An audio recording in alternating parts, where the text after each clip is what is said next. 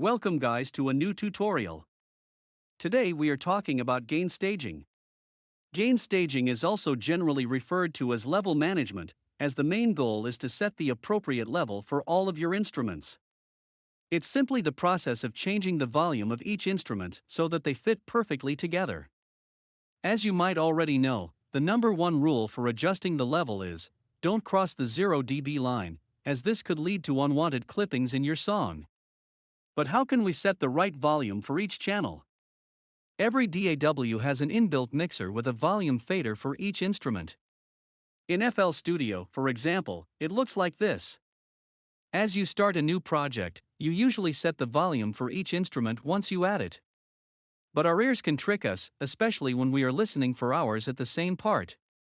So our recommendation is, once you arranged your track, take a break and come back after 30 minutes.